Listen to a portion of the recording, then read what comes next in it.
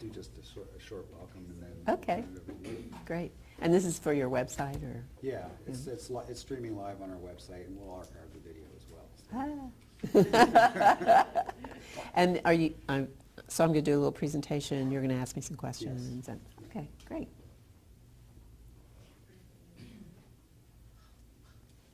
You guys, whenever you're ready.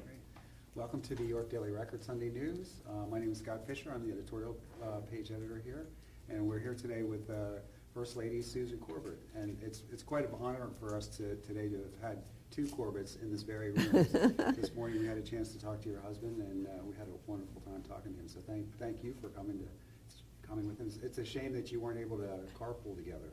Well, they send us in separate directions most days, so I'm happy to be able to come and talk to you as well about a project that is coordinated with the Corbett administration, but is the major initiative of my office, the First Lady's office. So, and I asked to talk to you today because both York and Hanover has schools in their districts that are going to be participating in a really exciting project that both the First Lady's office and the Department of Education and Team PA has been working on for about 3 years. And this is a project that is going to make a difference in the graduation rate in Pennsylvania. It's an initiative to increase the graduation rate by focusing on middle school years and what happens to students during that period of time. So I'll tell you a little bit about how I got interested in it and then how the project is started and where we are now. Because it's been 3 years putting this thing together, but we're now at a stage where we're going to be much more public because there are 24 schools that are going to be implementing this system this year, or actually this semester, including Northeastern York School and Bermudian School. So I got interested in the whole issue of dropouts when I was campaigning for my husband in 2010 and going into areas of Pennsylvania, especially our urban areas that were less familiar to me, and was really shocked to find out that in some areas, in some schools, 50% of the children do not graduate from high school. So I started getting interested in this issue, and I had a personal interest as well because both Tom and I were teachers for 1 year, and I taught at Northern Lebanon High School. I had a couple kids who I think were on track to dropping out, but I was about 4 years older than they and not very experienced, and so really didn't know how to address the issue. So when I realized that a large number of students in Pennsylvania don't make it through school, and with the interest in education and my personal experience, I decided that I was going to try to work in this field, to try to impact a child's life by making sure that they graduate. I did a lot of research. I talked to the Department of Education. I talked to a lot of the organizations that, when you become First Lady, you have a lot of opportunities to affiliate with organizations, associate with them, help them, and so you get a lot of offers. But I wanted to narrow down my time as First Lady to something I felt like I had an impact with and something I could really create change. And so I spent a lot of time talking to organizations like Big Brothers Big Sisters and Boys and Girls Club and Junior Achievement, communities in schools, all organizations that are dealing with kids at risk. But a light bulb went off when I started reading the research of a professor at Johns Hopkins University Everyone Graduates Center. His name is Bob Balfons, and he's probably the leading national expert in what happens to kids in the middle school years. So Dr. Balfons, interestingly enough, did his initial research in the Philadelphia public school system and then in about 10 other cities. And what he noticed was a pattern of kids demonstrated before they started to disengage and drop out of school. So if you talk to teachers, they will tell you that if you're not reading and doing math on a third grade level when you're in third grade, you're already at risk of dropping out in high school. And interestingly enough, there are some states that they determine how much prison space they need by looking at fourth grade. Really? And planning ahead. Pennsylvania doesn't do that, does it? I don't know if Pennsylvania does, but there are some states. Now, those are not Dr. Balfonte's, that's not Dr. Balfonte's research, but it's a basis to just give you an idea about how early kids start to run into trouble in school. So what I found was there was a lot of, there's a big understanding of how important early childhood education is. You look at high school and there are programs to engage kids or re-engage them if they dropped out, but nobody was really looking at the middle school years, and that's where Dr. Balfont said is a really key area. He discovered that there are three early warning signs, he called them, and they're really easy to remember. It's attendance, behavior, and course performance. If a student starts to exhibit a problem in any one of those areas, it means that they're at risk already of dropping out. So kids by fifth grade, which is first year middle school, they decide whether school is for them or not. And if they can't see themselves in school through graduation, they start to disengage in fifth grade. Now, Dr. Balfont's research in Philadelphia and other cities showed him that if you can identify a child early by using those three indicators, you can figure out what the problem is and you can apply an appropriate intervention. That child has a 75% chance of transitioning successfully onto high school and then graduation. But if you do nothing, that same child has a 20% chance. So you have this really huge window of opportunity to identify kids when they first start to disengage and then help them get back on track. So there's a lot of reasons that kids disengage from school. It could be boredom, it could be problems at home, it could be bullying in school, abuse, many, many reasons, a disagreement with a teacher, lots of different reasons that a child can start turning off from school. But unless something intervenes, they have that steady path to dropping out of school. So, why should we care about it? Well, certainly in the 21st century, there are no jobs, decent paying jobs for a child who does not have a high school diploma. So a child who drops out is going to be working multiple jobs, struggling financially all of their life. They're more likely to be unemployed. They're more likely, to, if they are employed, to be unemployed for a longer time in between jobs.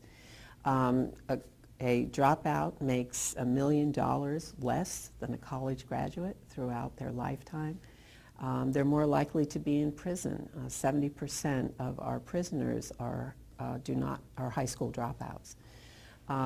And more likely to need social services. So they have a huge economic impact on their community, but also it's a personal tragedy for those children because the chances of them succeeding in life are really minimal. So that made even more important the whole idea of identifying and helping kids before they get too far down the road and disengaging.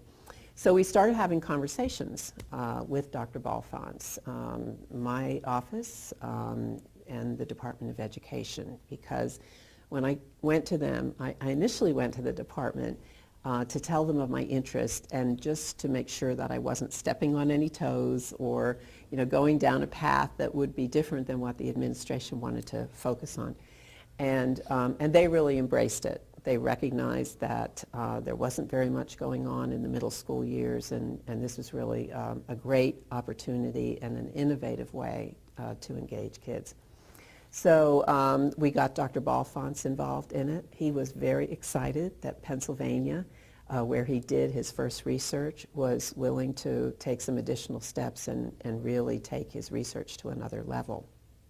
So working with Dr. Balfont and the Department of Education and with some federal technology and Race to the Top grants and a large grant from the Michael and Susan Dell Foundation, we have developed an innovative software program that is going to be available for free to all the schools, public schools in Pennsylvania. It is basically Dr. Balfonte's early warning system, but a computerized version of it. And what this system will do will allow schools to track individual students to realize, and you know, these are all things, I should say, you know, behavior, course performance, attendance, all things that schools already track. But they're in separate places. They're not looked at as an indicator of something's happening to this child. They're not, those things are not all in one place. So what this software program does is pull the information from existing systems that the school has, builds a profile for each student, and allows teachers with just a click of a button to see exactly what's going on with that student.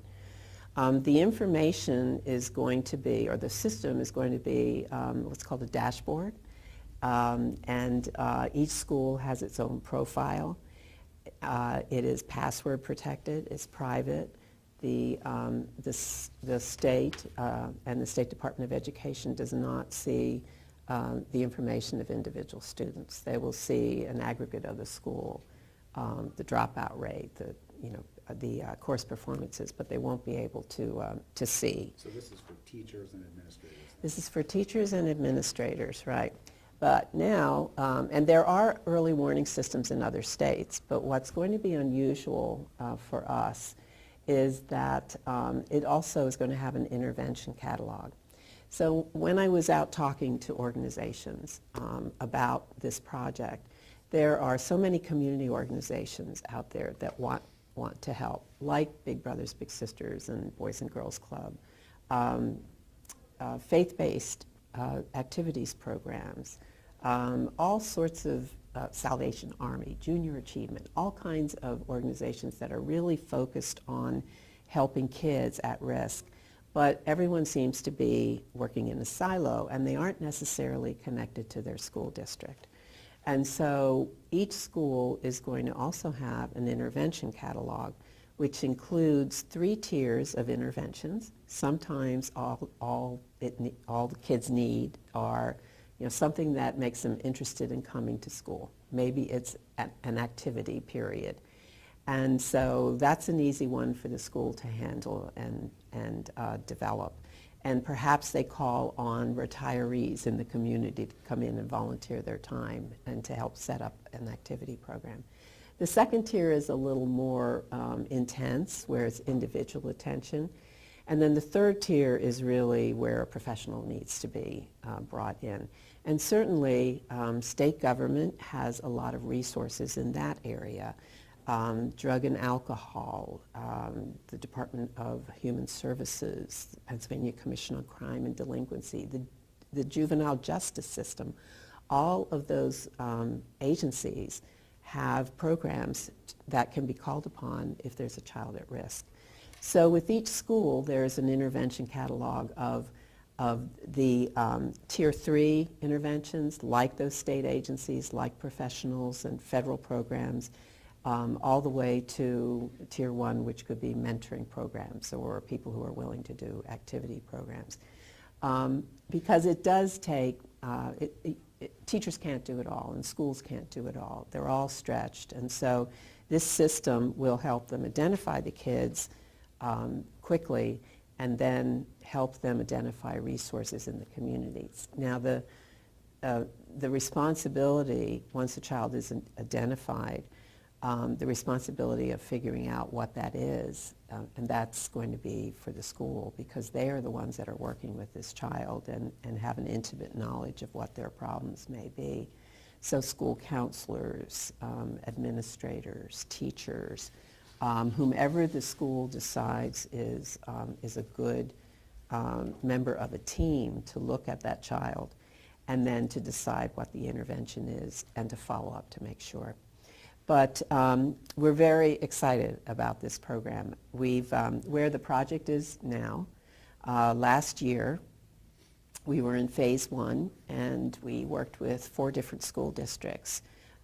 We wanted to do some small districts, rural, city, and so the city of Erie, Albert Gallatin in Fayette County, Harrisburg, and Lancaster were our phase one schools. And so a staff person from the Department of Education worked with them to introduce them to the system and get it up and running.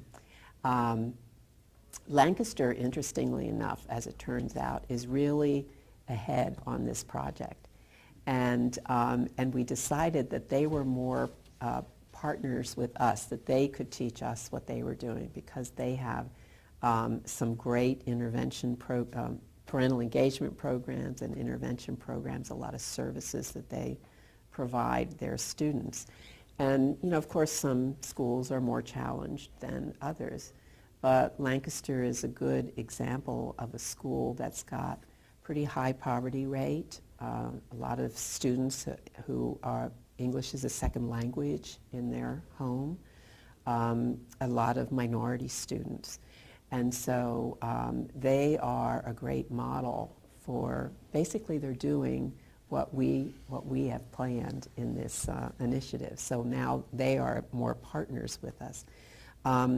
Albert Gallatin is the school that has really embraced this and run with it.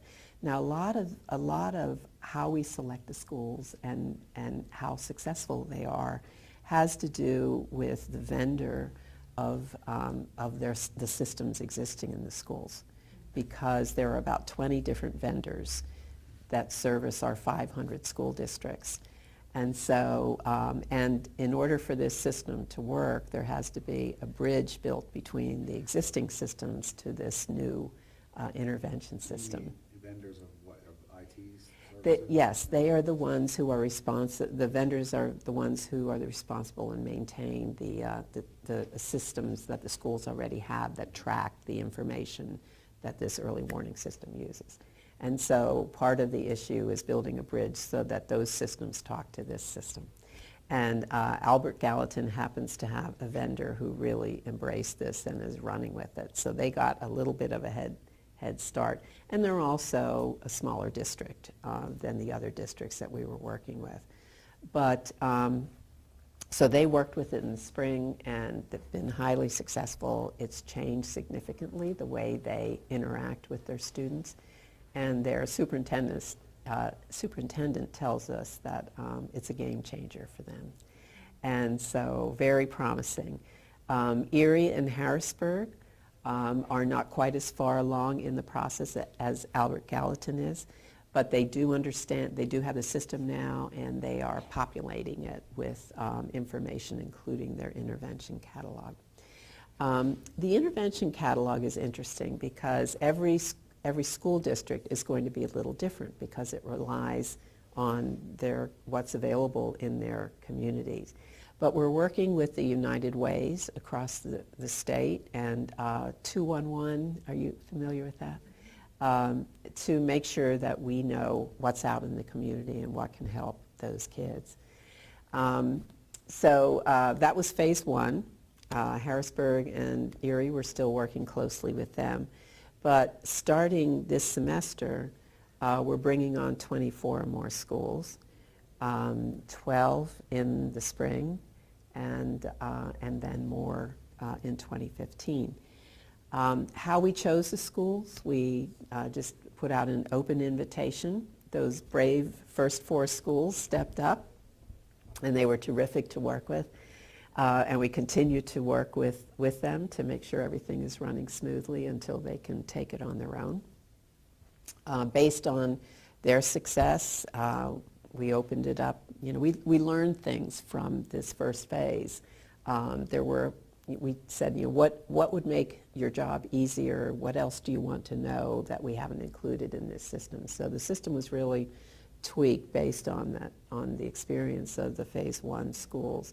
And now we're going on to the next phase. We've engaged the IU units to help be trainers because the first phase we had one person in the Department of Education who worked on interacting with the schools and one who handled the technology side. Because we intend to make this available to any schools who want to use it, and it is completely optional whether or not they want to use it. This is just designed as a tool to help them if they decide they want to use it. Is there any cost to the schools? It's free. Okay. This is something that most schools could not afford if they had to pay for it. But as I said, we designed it so that it would be on this dashboard. Every school who wants to use it can have their own profile, and it's free. So now, in your readership that are going to be involved, and we're very excited about it. So there's a couple materials I gave you. These are screenshots, and they're not real students, but it gives you an idea of what the system looks like. First, the early warning system student. These are student records, and it gives you an idea what a teacher might be looking at. And then the other screenshot is an intervention catalog. So the system tracks, as I said, attendance, behavior, and course performance. If there is an issue, if their grades drop, if they miss too much school, if there's a problem in the classroom, it actually flags that student. So the teacher doesn't have to look for it. The system recognizes a change and alerts teachers or counselors, whomever is working with this system. It allows the school districts to look at individual students. They can look at them by classroom because, perhaps they notice there's some math problems and what's going on in that particular classroom.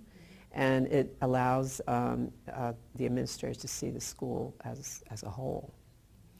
And we really see this project as being a tool for the larger effort to make sure that kids are engaged, that they stay in school, that our schools are functioning as they should. Because really the goal of this is, there's something called a school performance profile now. That's kind of like a report card for all schools. And so along with the profile, there are tools. If you have a school, or if your school district is having problems with their graduation rate, here's a tool that can help you improve. And just as the new school evaluations, teacher evaluations, and administrator evaluations are very different now than they had been in the past.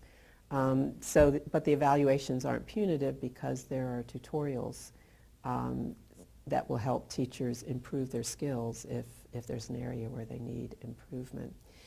All of this information, the early warning system, the evaluations, school suggested curriculums, are on a very large database called the Standard Aligned System that the Department of Education maintains, and it's a resource for teachers, for parents.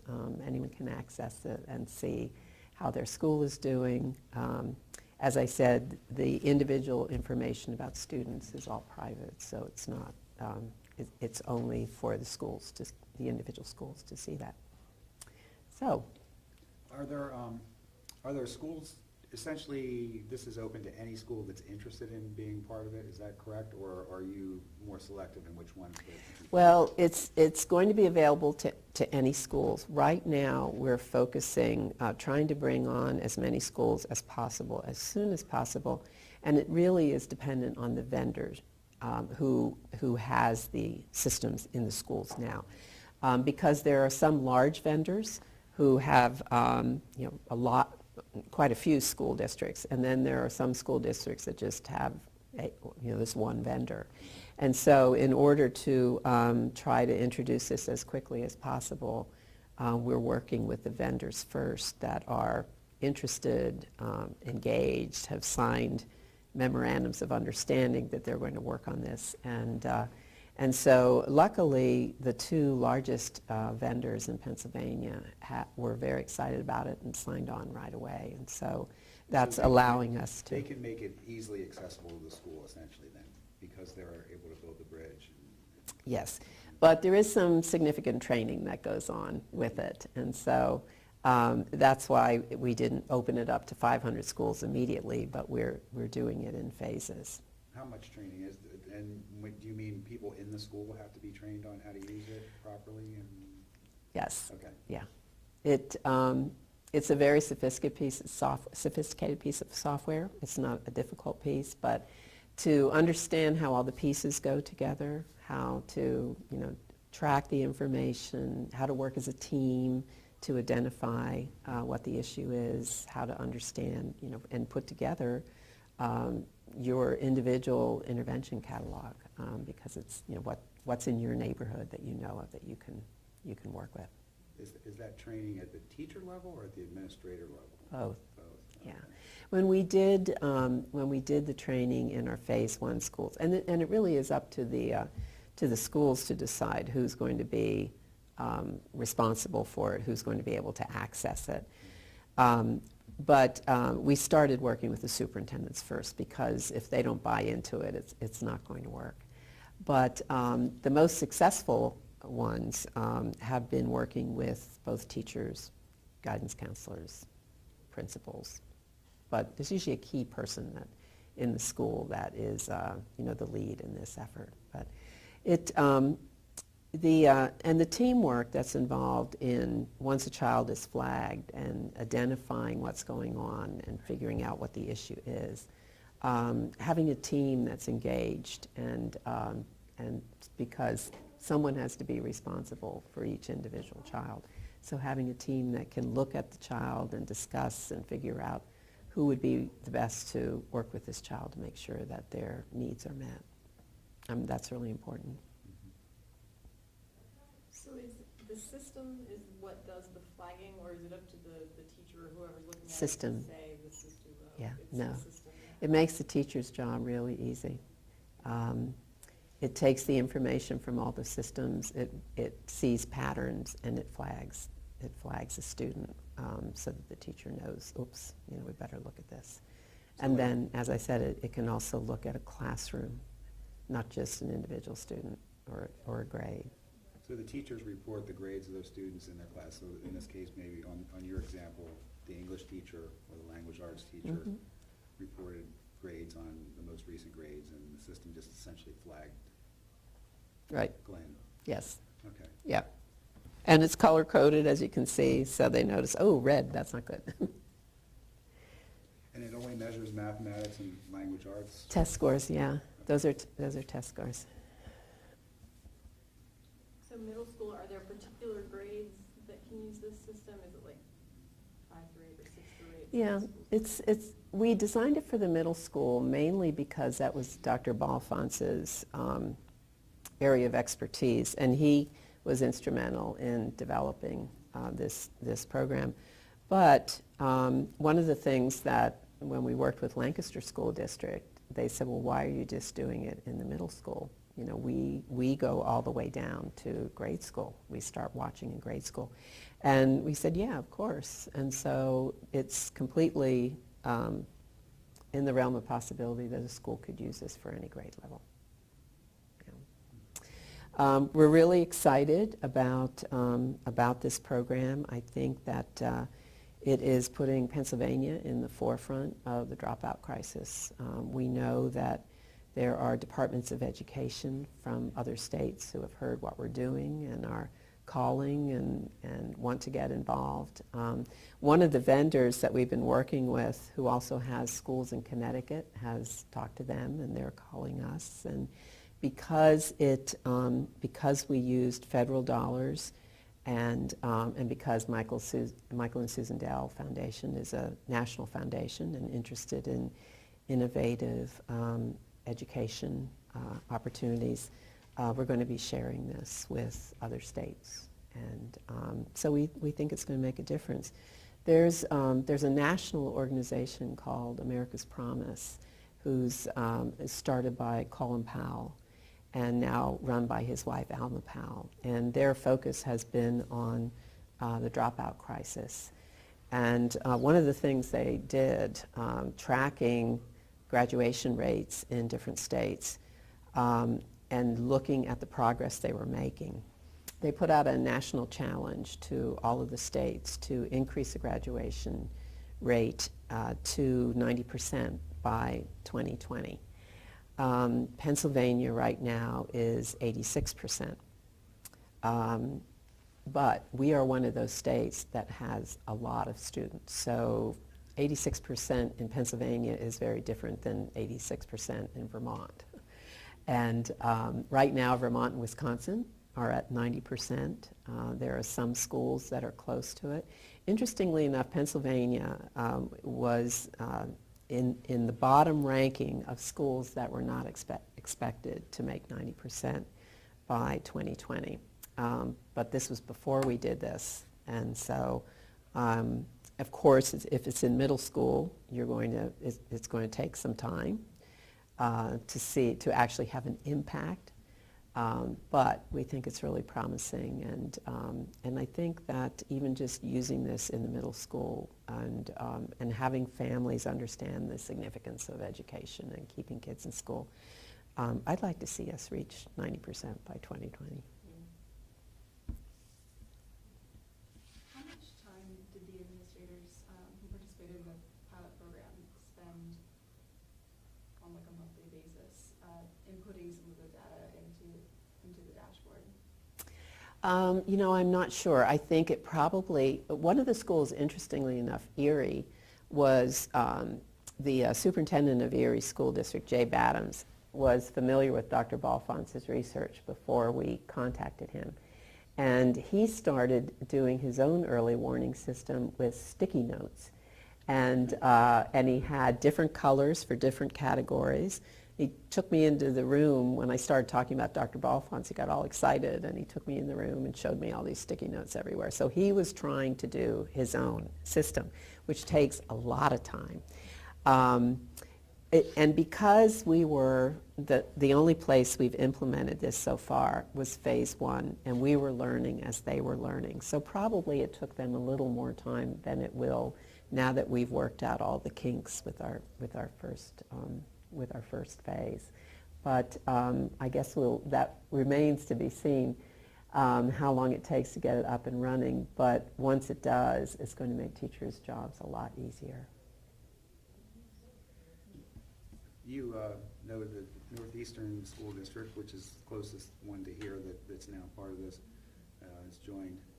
Do you have any data on their dropout rate, or why they decided they needed to be part of the program? I have a little information about them, yeah. Let me, excuse me for a minute. I'm of a certain age here. Got to get my glasses on to read this. So Northeastern School District, the last data we have is 88% is their graduation rate. Now, they also have a significant, or they have some minority students, and minority students are particularly at risk of dropping out, and Hispanic males more so than any other minority. In many cases because they leave school to get a job to help support the family. But their graduation rate was about 88%. And Bermudian Springs is about 90%. So they're doing pretty good. But 90%, thinking about raising the graduation rate in Pennsylvania to 90%, you have to consider that some schools are graduating every student, and other schools are graduating 50%. Any child that doesn't graduate, I think, is one child too many. And so even at 88% or 86%, 88% and 90%, that's still 1 in 10 kids that doesn't make it out. So. You said that the Lancaster School District said it was a game changer. I guess that district is probably in some ways similar to York City, which struggles with high poverty and so forth. How is it a game changer? Yeah. What are Well, the it was standards? actually Albert Gallatin that said it was a game changer. That's one particular middle school within Lancaster. No, Albert Gallatin is a rural school district in Fayette County. I'm sorry. Yeah, Albert Gallatin was the one. Lancaster was the school district that had already, put systems in place on their own. And I have to say, they are an example of, they have the same challenges that other urban school districts have in Pennsylvania. They have a high poverty rate. They have a high percentage of minority students. But they also have really done some innovative programs. The initiative that I started, Opening Doors, we started with this initiative of the early warning system and mentoring. But there's so many other things that I think we can do to improve our schools. And Lancaster School District is doing some really innovative things in parental engagement, in stressing the importance of education. One of the things they were working on when I visited them last was, there's concerns about not having nurses in schools now because that's one of the positions that has been cut. But what they're doing in one of their schools is they are building a community healthcare center that will be actually in the school, but you can't enter the school from the healthcare facility. And it'll be staffed with nurses and doctors, and the community can come in and use it. But if any children are ill, they can also go there. And they have health care on site without having to pay for it. And so they have some really interesting ideas that I think can be duplicated in other schools. And I especially like their parental engagement. They found that, especially with minority students, that there was a lot of distrust of schools and misunderstanding. And if the parent did not have a good experience in school, then they're not going to encourage your child to be in school. So they found ways to engage parents and get them interested in their child's education. And so they're doing, it's a great urban school district. And so I'd like to, in the next phase, start looking at ways, other ways, innovative things that schools are doing.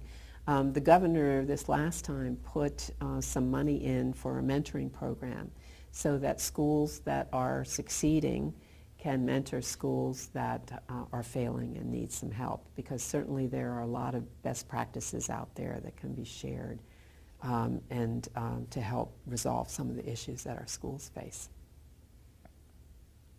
Will this technology also point out which of these sort of supporting agencies are effective and which ones aren't? It seems to me it's also sort of a tracking system on those support agencies to say, this program we found now doesn't really do what we thought it would, but this one is really effective. Yeah. Well, I think that's one of the reasons that we're working with United Ways, because they are usually pretty astute about which organizations are effective and which ones aren't. And so we're going to sort of guide them in setting up their each intervention catalog. But it's really the schools and the community themselves that have a good idea about what's effective and what's not. So once a student has been flagged, does the technology give a recommendation? No, Okay. no. It just is like, all right, there's a problem going on here. And you can't remove the human aspect of sitting down and working with that child and being sympathetic and drawing out what their issue might be. And that's the teacher and the counselors that do that. We're just helping them to identify quickly a child that's going that's getting in trouble. Wouldn't we kind of expect teachers to have some cognizance and awareness of this anyway, and their, the teachers and their team leaders and their administrators and so forth? Sure. Does this sort of, the fact that we need something like this indicate some sort of a failure within the system, do you think? I don't think it's a failure. I think it's just, it just makes their job easier. They recognize it faster and sooner. For example, you don't have to wait until Johnny fails math at the end of the semester. You know right away that this is a child that's in trouble. And so oftentimes it's just, it's funny, the superintendent from Erie, once he started putting up sticky notes and he did different colors, he said it was like, why didn't we notice that? It just helps. It just helps you identify quickly and earlier in the process, and that's why they're calling it early warning systems. That it happens much earlier than we've recognized in the past. What would state reportable offenses be? Are these criminal things? Assault, or? yeah. Assault. Okay. Yeah, there's and then that's when some of those programs, like the justice system, would come into play. Some of the tier 3. Like I said, sometimes it's an activity program, sometimes it's something really serious.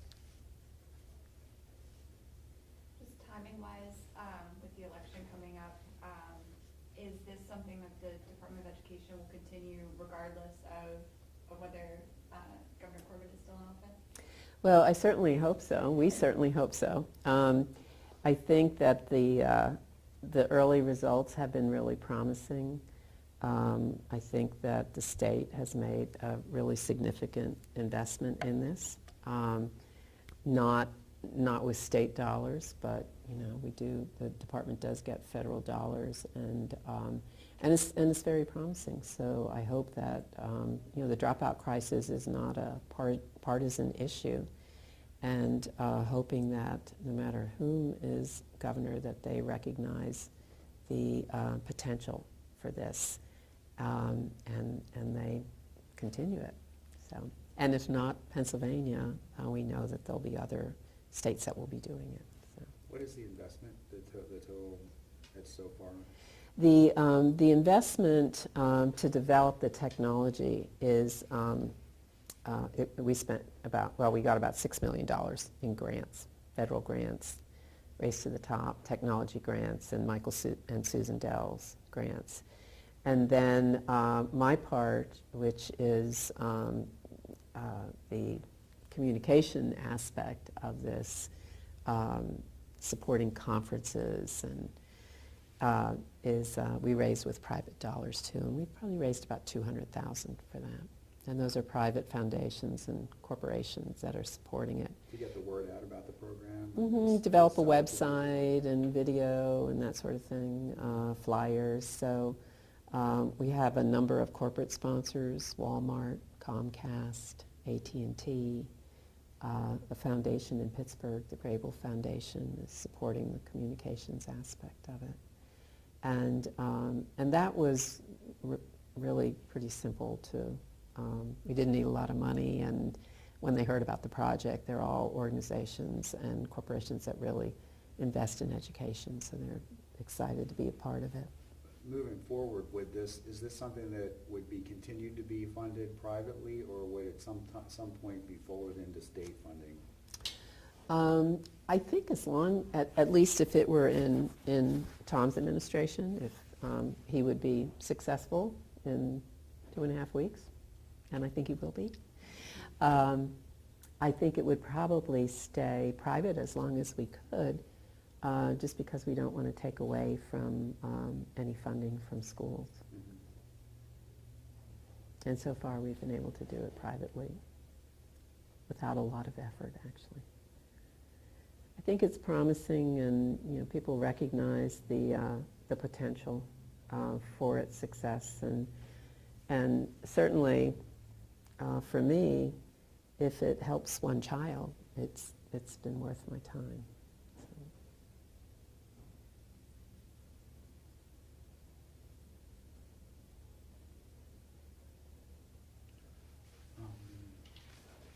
you had a chance to talk to any of the administrators or teachers at Northeastern or Bermudian? Any specific feedback from them on why they decided to get into this program? So far, the representative from the Department of Education is the one who actually is working with the schools. So I've been able to go in and observe the schools while they're working, and this early part we let the professionals do that. So would this have been something generated by these specific schools' interest in it or involvement in it? Would it have been generated at the school district level or by the vendors themselves? Would it have been? No, it's more at the school district level. I mean, certainly the Secretary of Education in the various professional meetings and conferences that teachers, administrators, school boards have. We've been out there talking about it, and I've been attending those conferences and speaking at them and explaining the project. And certainly Dr. Balfonts has been really active as well, working on this issue. Interestingly enough, at the same time we were doing this, the George W. Bush Foundation in Dallas, Texas, and that's Laura Bush, started a program as well called Middle School Matters. And Dr. Balfonts is also working with them. They are also doing, based on his research, early warning system and working with classrooms, but in a different way than we are. But they're aware of what we're doing, and they're gathering all different kinds of information too. So Middle School Matters, it seems to be both America's Promise and Middle School Matters and other organizations across the country are realizing that this is an opportunity where you can have a big impact for not as much of an investment and a higher success level than if you wait until high school and then try to engage a child, because by then it's too late, or your success rate is really low. Middle school's tough. Yes. It's a tough time. I often wonder if that's why they've been sort of ignored, because just like, oh my. We have two children, the governor and I have two children, and I remember middle school years well. But it's also a really exciting time. They're so social, and they love working on projects. They're very hands-on, which is one of the reasons just having activities at school is so important. Giving them something to do where they can be socializing with each other or working on a project together. The Erie School District actually has a really clever way of doing activities, because it's difficult now with bus schedules and all the other commitments that kids have to afford buses to do an after-school program. So they have an after-school, in-school program where one day every other week they shorten every period by 10 minutes so that they have an activity period at the end of the day. And then they have people from the community. There's a lot of retirees who worked for General Electric there come in. And so the day that I was there, and they're mentors, the day that I was there, the fifth graders were making light boards. And I observed another class, and this was in Carbon County, I think, where the kids were making hovercrafts. They were partnering with a technical school in the area and their professors, and so they were actually making hovercrafts, which I thought was amazing.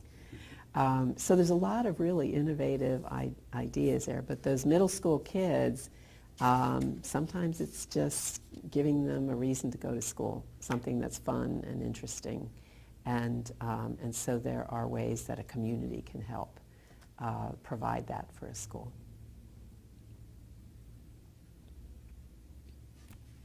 Any way you can sell it to the York City School District? Is it's the district that is at this moment in the recovery process. Right. There's a lot of controversy over possible charter school takeovers and Yeah, so forth. yeah. And we actually do have some charters, because they are public schools. We have some charter schools that are coming on this time. I think that Reading is going to be they stepped up. They're going to be the first large school district that we're adding, and they're going to be coming on board in the spring. But it really is a commitment by the school. All the pieces have to be in place as far as the vendor, but in the end, it's a school that wants to make change and willing to do the work that's involved in it. But I would love to see eventually all of the school districts participating, and especially school districts like York that have challenges.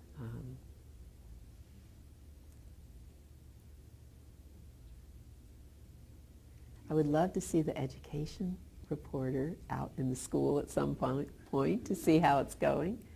I think that it'll be, and I think the more schools, the more people understand about the project, the more they see other schools succeeding and having positive experiences, I think that's what's going to sell it to other schools. So maybe if Northeastern has a really great experience, York City will come on board too.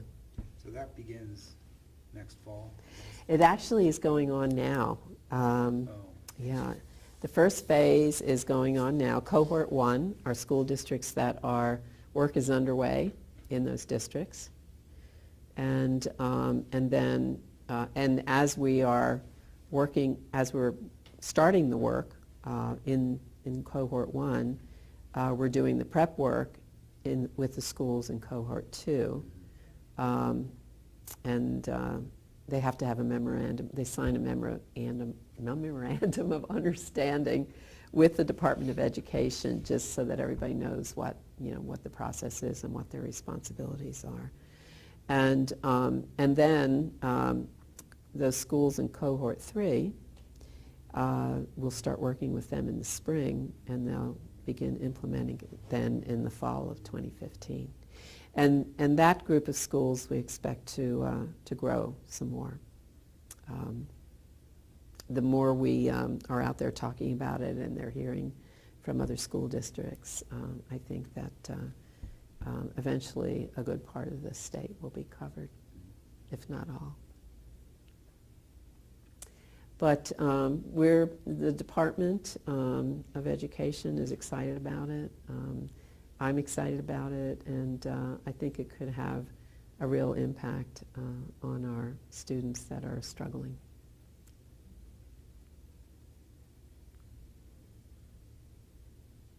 I don't have any other questions. Okay. Anybody else? Well, thank you for letting me talk to you about it. Thank you. I appreciate it. your time.